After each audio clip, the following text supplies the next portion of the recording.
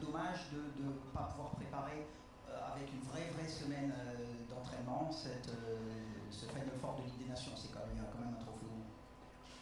Oui, mais c'est pas, ça date pas d'aujourd'hui. De toute façon, les années impaires ont toujours été compliquées pour différentes raisons. Déjà l'arrêt des championnats qui ne sont pas à la même date, des joueurs qui peuvent être concernés par les finales de Coupe d'Europe. Donc voilà, aujourd'hui, ce qui fait loi et foi, c'est la date FIFA.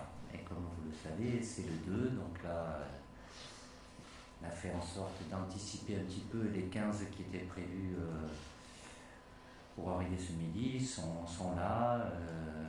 Malo qui a joué la finale mercredi arrivera samedi midi. Et puis pour les derniers, Kylian et Aurélien lundi midi. Et les 7 qui sont concernés par la finale des champions lundi soir. Mais, c'est mieux d'avoir des joueurs et là il y en a 7 qui sont concernés, qui jouent la finale de Ligue des Champions. Donc après ça laisse peu de temps, comme aujourd'hui, de par ce que j'ai connu au départ aussi, quand il y a une grande compétition, que ce soit un championnat d'Europe ou une Coupe du Monde, c'est de plus en plus réduit forcément, puisque ce sont les clubs qui décident.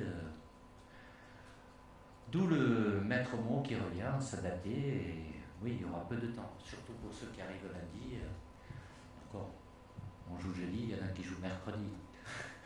C'est encore plus réduit. Mais en termes de séances de préparation, sauf ceux qui sont là et qui ont eu un petit peu de jours de repos supplémentaires, évidemment, on ne peut pas parler de véritable préparation, puisqu'on est déjà à l'entraînement de mardi, on sera à J-2. Donc, il n'y aura pas beaucoup de temps, mais c'est valable aussi pour notre adversaire ou les deux autres, le Portugal et l'Allemagne qui jouent mercredi. Bonjour Didier, Lucas Blanchard pour la chaîne L'équipe. La Ligue des Champions, la finale c'est demain. C'est une compétition que vous avez déjà remportée en tant que joueur. À quel point ça a été un tournant pour vous dans votre carrière? Tournant, je ne sais pas, mais voilà, quand vous êtes en club, la Ligue des Champions représente le trophée le plus important qu'on peut gagner. Et quand vous faites partie des meilleures équipes européennes, il y en a une petite dizaine chaque année qui commence cette campagne de Ligue des Champions avec l'objectif de la gagner. Donc forcément, c'est la plus belle des compétitions européennes, avec même s'il y a les titres nationaux, mais finale de Champions League, ça marque parce que c'est un rendez-vous annuel, mais le rendez-vous le plus important pour les clubs. Bonjour Didier, Baptiste Després Le Figaro. Qu'est-ce que ça t'inspire l'absence des deux joueurs du Real, Kylian et Aurélien? J'imagine que tu as essayé de les faire venir durant le week-end. Est-ce qu'il y a une forme de résignation, disons, de toute façon c'est date FIFA et les clubs ont la main là-dessus et on a Caster c'est un peu ça. C'est autre chose. Ils sont dans leur loi. Après, sincèrement, il y avait la volonté des deux joueurs de venir aujourd'hui. Après, leur employeur, c'est le Real Madrid, ou que ce soit un autre club. Dans l'absolu, ils ont la loi. C'est le règlement qui est comme ça. La date FIFA, c'est le 2. Donc, qu'ils aient des motivations ou pas, c'est pas être résigné, c'est que la fenêtre, elle est là. Donc, je ne vais pas mettre les joueurs en difficulté par rapport à leur club aussi, même si je vous répète, la volonté de Kylian, parce qu'il est capitaine, de pouvoir arriver avec l'ensemble du groupe, et Aurélien aussi bien sûr, mais c'est comme ça. Bonjour Didier, Kevin Morand, RMC. Je reviens sur la finale de Ligue des Champions. Je crois que vous l'avez disputée 6 fois avec plusieurs clubs et avec plusieurs postes. Qu'est-ce que ça change dans l'approche d'une finale de Ligue des Champions, peut-être par rapport notamment à une finale en sélection? Les finales, c'est toujours un contexte particulier. Parce qu'on joue tout sur un match. Après, je ne vais pas rentrer trop dans les détails. Plus on en joue, mieux c'est. Même si ça se joue sur le terrain, mais la partie la plus difficile, et on ne sait jamais comme chaque individu peut réagir, c'est le côté émotionnel. C'est vrai qu'il y a des matchs décisifs avant, quart de finale, demi-finale. La finale, il y a un contexte et forcément ça déclenche ce côté émotionnel, et cette gestion-là est difficile. On peut faire certaines choses qui marchent et puis après ça peut peut-être moins marcher. D'où évidemment ceux qui ont, quand vous en jouez une première, vous savez comment elle s'est passée, si vous l'avez gagnée, mais vous avez peut-être malgré tout eu des jours qui précèdent le match, des choses plus négatives. Le fait de l'avoir déjà vécu, ça aide à mieux gérer, quoi. Après, et on a connu ça en jouant plusieurs finales avec l'équipe de France aussi.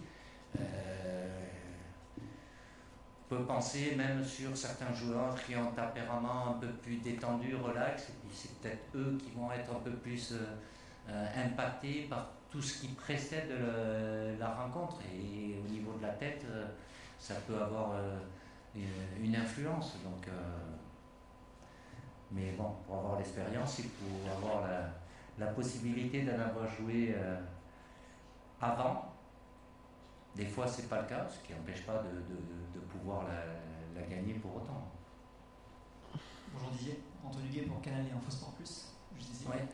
Sur la finale de Ligue des Champions, qu'avez-vous prévu justement pour la suivre ici à Clairefontaine demain soir? Avez-vous prévu aussi d'envoyer un message aux 7 joueurs concernés? Et ensuite une seconde question sur les débuts de Ryan Cherki avec les Bleus, comment allez-vous le guider sur cette période? Ça fait beaucoup de questions. Non, je n'ai pas de message à envoyer. Quand ils sont dans leur club, je les laisse tranquilles. Ils ont un entraîneur qui s'occupe d'eux, je ne m'immisce pas dans la vie des clubs. Il n'y a rien de prévu en particulier. Si les joueurs veulent la regarder ensemble, ils la regarderont ensemble. S'ils veulent la regarder seul, à 2, à 3, dans la chambre, évidemment que tout le monde regardera. Ça peut être dans le salon, mais il n'y a pas d'obligation par rapport à ça. Et après, Ryan, le fait... Comment allez-vous le guider sur cette première partie? Je ne vais pas le guider, il fait comme Pierre Caloulou, c'est la première fois qu'il vient là, donc c'est toujours un moment important.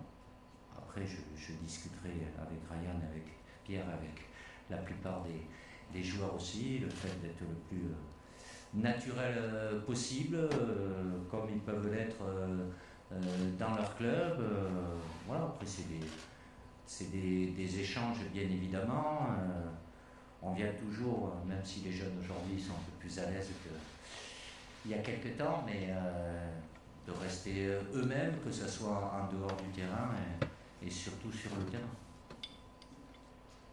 Bonjour Didier, Anthony Clément de l'équipe. Pour parler encore de la finale de Ligue des Champions, comment vous gérez le retour de ces joueurs? Parce que vous avez l'habitude d'en avoir, mais peut-être pas autant que cette année. Parce que vous pouvez imaginer que quel que soit le résultat, ils vont être impactés d'une victoire ou défaite. Comment ça se gère psychologiquement et peut-être aussi physiquement? Physiquement, c'est une autre chose. Évidemment, ils auront joué samedi. Bon, après, notre match est jeudi. Il y a un peu de tout. Il n'y a pas une règle aussi. Évidemment que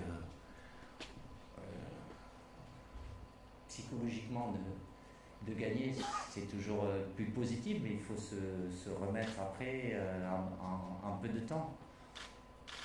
À titre personnel, ça m'est arrivé plusieurs fois d'avoir connu les deux, gagner et avoir un tournoi avec la sélection, en perdre, et il faut être capable de basculer, mais évidemment que ça prend...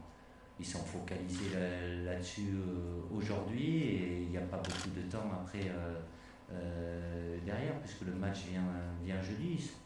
Que tout se passe bien et qu'il n'y ait pas de problème de blessure, parce qu'on est déjà pas mal touché, avec notamment les 3 défenseurs, Jules, Oupa et William, qui depuis plusieurs années enchaînent beaucoup de matchs avec l'équipe de France. Donc on n'est pas à l'abri, il y a encore un match. Il y en a qui ne joueront peut-être pas, qui joueront un bout, mais il y aura forcément, comme j'en ai des deux côtés, il y en a qui auront le sourire et d'autres un peu moins, mais après c'est un autre environnement, et vite il y aura les 2 jours que je leur laisse, même si c'est peu, et puis après mardi, switcher, basculer sur ce qui nous attend. Et c'est pas n'importe quel match, puisque c'est l'Espagne en face de nous. Emmanuel Bordet pour l'AFP. Encore une question sur la finale, s'il te plaît. Est-ce que, indépendamment de tes joueurs, en tant que sélectionneur national, tu souhaites que le Paris Saint-Germain remporte la Ligue des Champions? Ah, on repose cette question. Heureusement, c'est ma fonction qui veut ça. Il y a un club français, même si j'ai un passé qui est celui que vous connaissez, évidemment que je souhaite que le PSG puisse gagner cette finale. Non pas que je veuille le malheur de Benjamin et de Marcus, mais en tant que représentant du football français, ce serait une très bonne chose.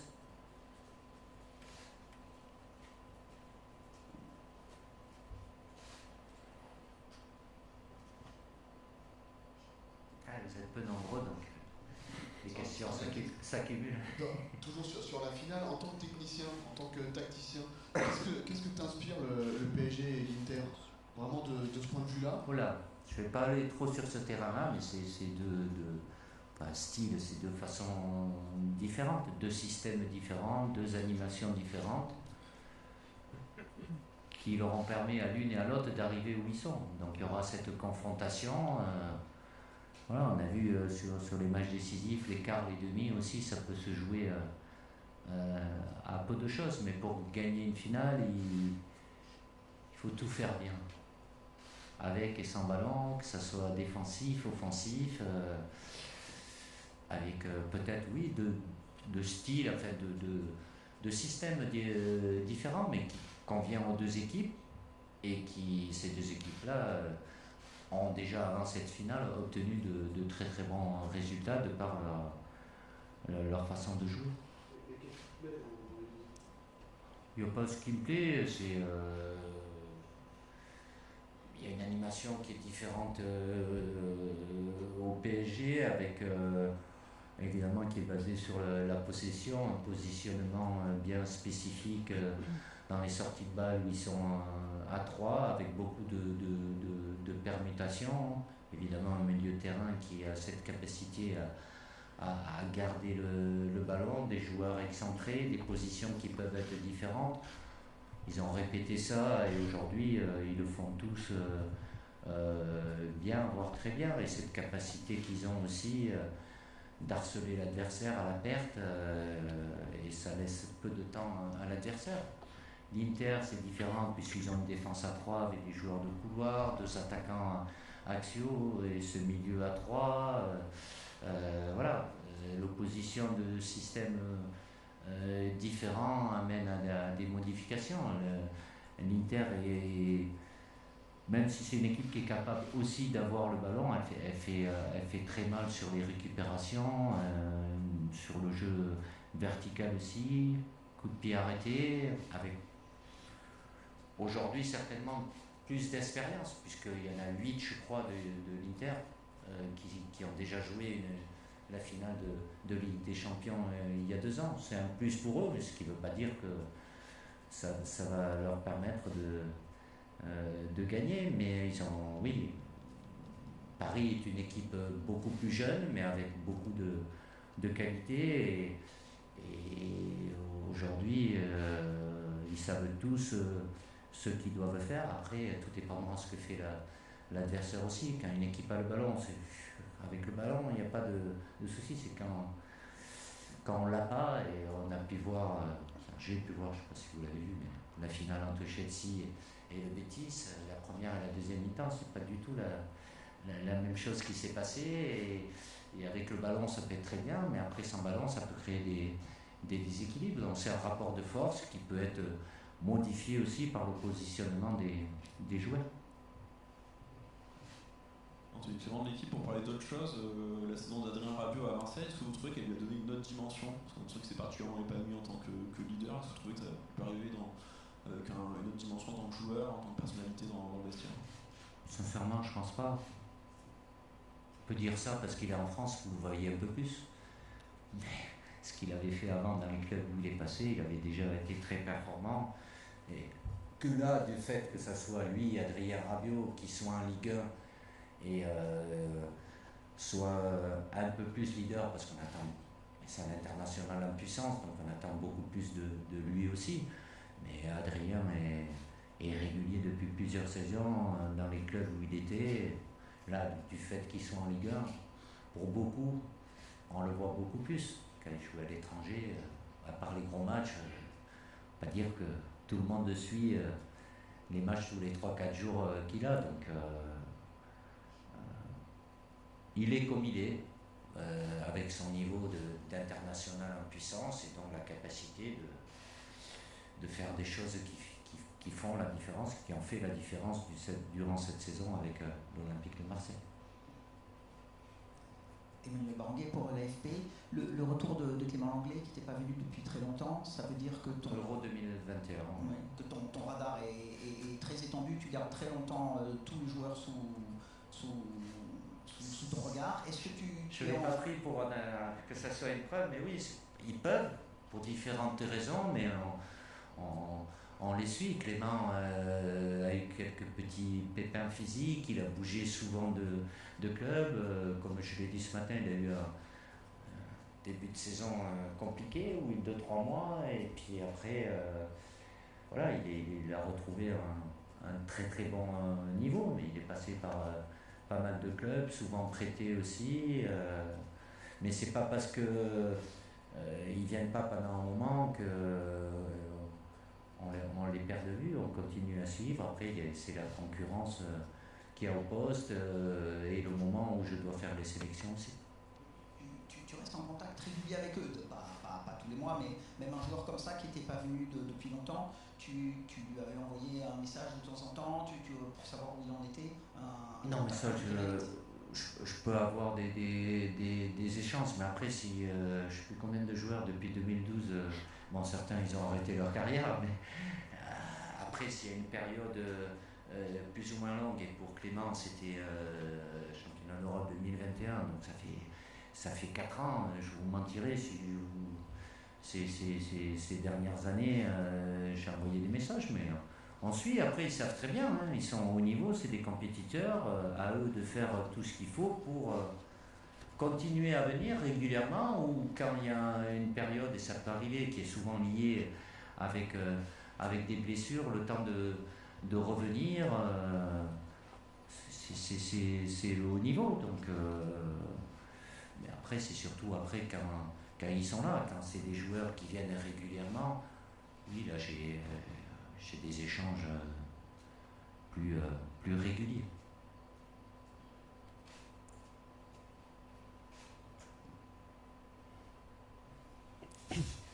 Baptiste Després, Le Figaro. Est-ce que tu as été surpris par la saison de d'Ousmane? Est-ce qu'il y a un secteur de jeu dans lequel tu trouves qu'il a vraiment progressé cette saison? Je suis pas surpris, mais voilà, tout ce qu'on attendait de lui, il avait la capacité de le faire. Il l'a aujourd'hui. La grande différence, c'est l'efficacité en termes de passes décisives, même s'il en faisait pas mal, mais de buts marqués, quoi. Et donc forcément, toutes les qualités qu'il avait, il les avait déjà avant. Là aujourd'hui, ça prend beaucoup plus de valeur parce qu'il est extrêmement efficace.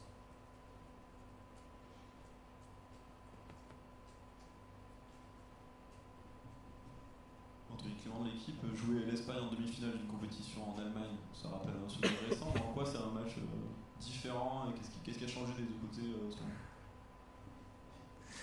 Qu'est-ce qui a changé? Déjà, c'est pas une demi-finale de championnat d'Europe. Il n'y aura pas forcément les mêmes joueurs. Les absents chez nous, chez eux aussi, pas tous les joueurs qui seront là, mais le profil reste plus ou moins le même en face par rapport à la capacité qu'a cette équipe à avoir une très très bonne maîtrise et avoir des joueurs offensifs sur le côté qui sont capables de faire beaucoup de différences, de percussions, donc qui fait de cette équipe certainement la meilleure européenne, voire mondiale. Voilà, même si malgré tout, en ayant eu la supériorité dans la possession de balles contre nous à l'Euro, on n'était pas si loin que ça. Après, c'est des moments où ça bascule d'un côté ou de l'autre. Je ne remets pas en cause qui méritait mais on n'était pas si loin que ça. Là, c'est une autre confrontation. Certes, c'est une demi-finale aussi de Nation League. Le rapport de force, je ne sais pas si ce sera le même, mais c'est accommodant pour avoir vu beaucoup de leurs matchs, notamment tous ceux qui ont joué pour arriver à être en demi-finale, avec des changements de joueurs aussi, mais le style, le profil de l'équipe, il reste assez fixe. Nous, depuis, ça évolue aussi. Il y a des joueurs qui ont arrêté, donc j'ai une équipe plus jeune, mais on va tout faire pour... voilà, on est là, c'est pas penser à ce titre, c'est d'abord tout faire pour atteindre la grande finale, en sachant qu'en face, il y a beaucoup de qualité.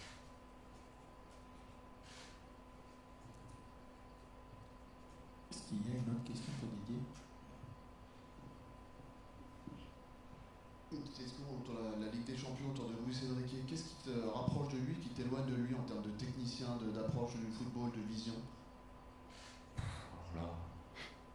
J'ai beaucoup de respect pour lui, ce qu'il fait. Il ne faut pas oublier qu'il n'y a pas si longtemps, on ne peut pas dire qu'il était vraiment... Et là, d'un seul coup... donc, bravo à lui d'avoir été au bout de ses idées, qui sont celles qu'il a. Je ne peux pas me comparer parce que c'est un entraîneur de club aussi, même s'il a été sélectionneur en un moment, c'est pas vraiment le même métier. Comme je le dis, et je le dis il y a bien longtemps, après quand vous avez l'opportunité de gagner un grand titre, vous pouvez y arriver de différentes façons, il n'y a pas une seule façon. Le tout c'est d'y arriver en adaptant par rapport aux joueurs que vous avez, de tirer le maximum. Je pense que c'est ça l'objectif de chaque entraîneur et chaque sélectionneur. La seule grande différence, c'est qu'il y a du temps à passer avec ses joueurs, des semaines complètes, l'enseignement de match. Et donc, voilà, c'est des choses qu'on peut travailler, améliorer.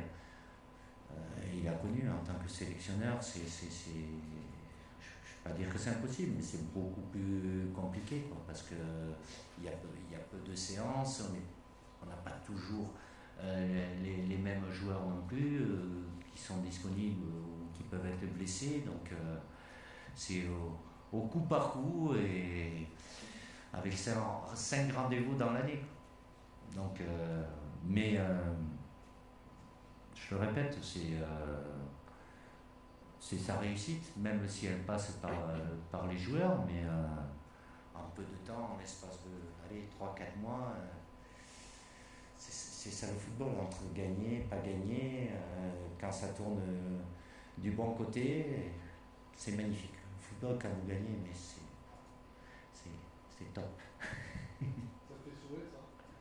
Non, mais c'est comme ça, c'est pas spécifique à lui, ça peut être pour tout le monde, que ce soit autour ou les médias qui aient une position versatile, tout dépend des résultats. C'est pas parce que le résultat n'est pas là qu'il n'y a pas eu un contenu.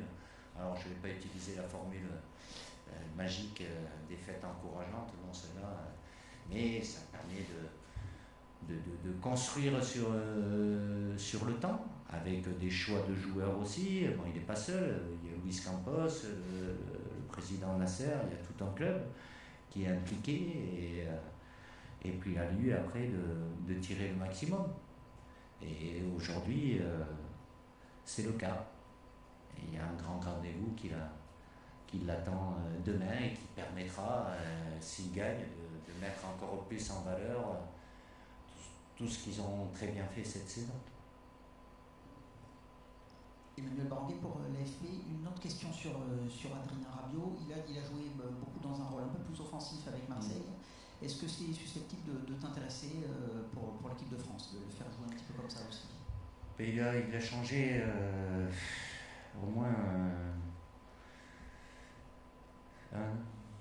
trois fois de position. Il a commencé dans une position où il était un peu moins à l'aise en étant faux-pied, axe droit dans un milieu à 3. Après, il a joué un peu plus haut côté gauche et il a fini position axiale dessous l'attaquant en pointe haute du milieu. C'est vrai que, mis à part au tout début, après, il a une position qui est plus offensive, ce qui lui a mené à marquer pas mal de buts. Il a pu ponctuellement le faire avec nous aussi, même si ça remonte un petit peu. Il a cette polyvalence, mais c'est vrai que depuis janvier, il a une position beaucoup plus haute, même si dans ce registre-là, dessous l'attaquant, chez d'autres joueurs aussi qui sont performants.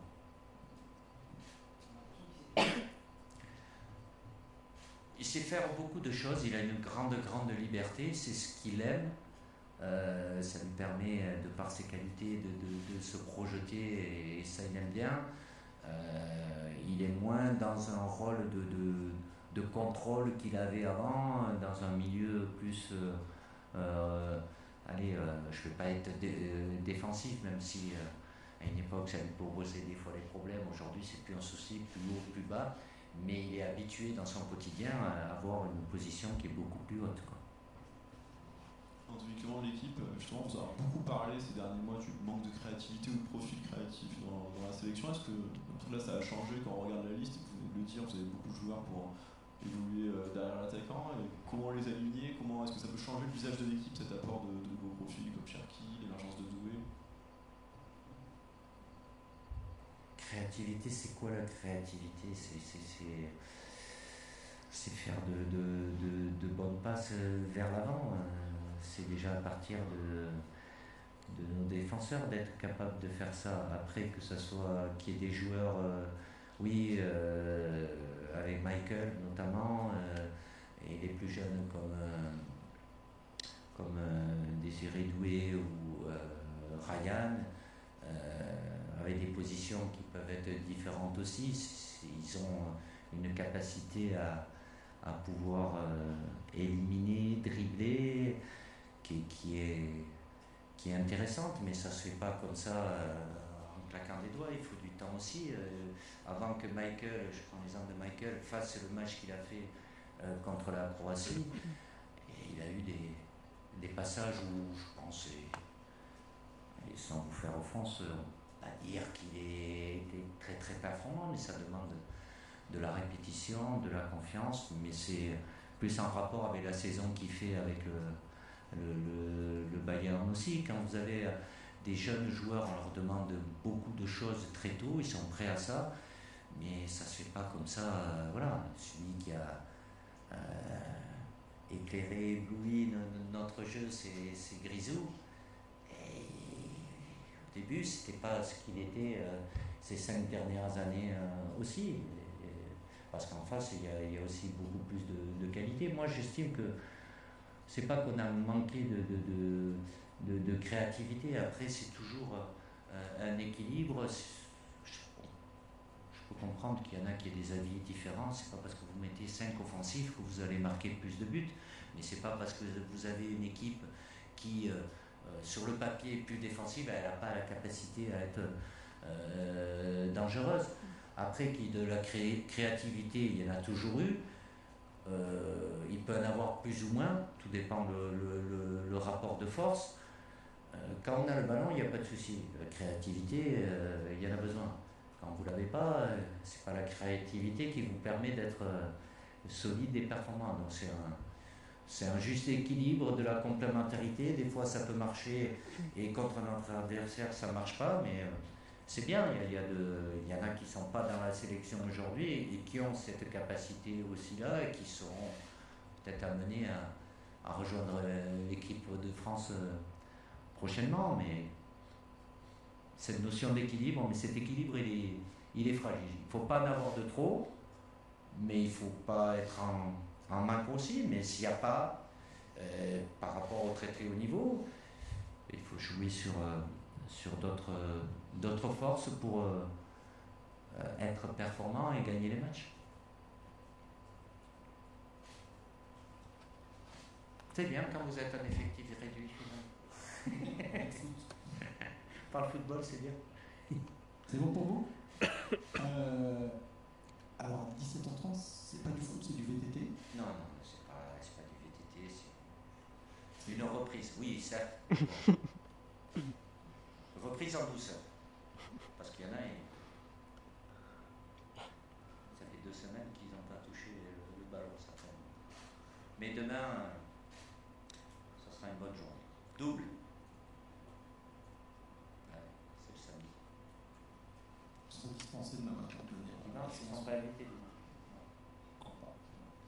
Et en revanche, si vous voulez voir. Il y aura une opposition mixte avec les espoirs, mais vous la verrez pas.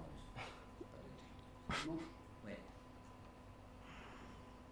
Vous savez beaucoup de choses. Si vous voulez capter des images, d'ailleurs, les joueurs du staff sortant à vélo pour aller dans la forêt de Rambouillet, vous attendrez à côté de la Coupe du Monde. Là, pas la vraie, là. Fictive, à l'entrée de CNF. L'actualité est ailleurs aujourd'hui. C'est ce qui se passe demain. Et c'est très bien comme ça.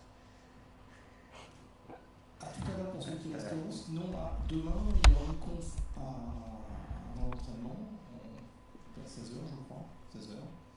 Et on vous communiquera le nom des 2 joueurs sur le groupe WhatsApp tout à l'heure. Merci.